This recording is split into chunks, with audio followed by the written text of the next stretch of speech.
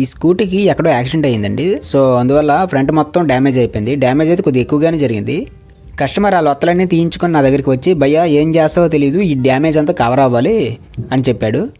ఏం చేసినా పర్లేదు కానీ బాగుండాలని చాయిస్ అయితే మనకే వదిలేశాడు. సో నేనైతే ఇక పని మొదలుపెట్టాను.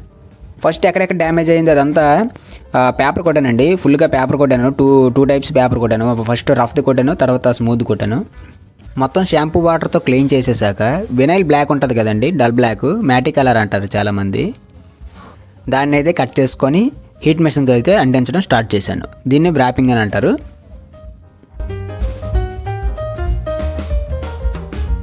ఫ్రంట్ మొత్తం ఎంత వీలైతే అంతవరకు కవర్ చేయడానికి అయితే ట్రై చేశాను. మొత్తం డల్ షీట్ తోటి అయితే మొత్తం వ్రాపింగ్ అయితే చేయడం జరిగింది రెండు పక్కల.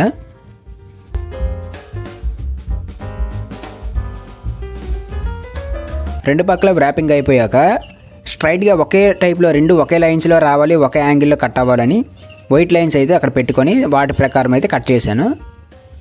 కటింగ్ అయిపోయాక ఆ పైన ఎడ్జ్లు అనేవి స్కూటీలో మనకు కలిసిపోయేలా ఉండాలని అక్కడ రెండు వైట్ లైన్లు అయితే వేశాను. ఆ తర్వాత స్టీలు మరియు సిల్వర్ కలర్లలో రెండు లైన్లు అయితే కట్ చేసి రెండు పక్కల వేశాను. ఇలా వేయడంతో కొంత ఒరిజినల్ కంపెనీ లుక్ అయితే రావడం జరుగుతుంది.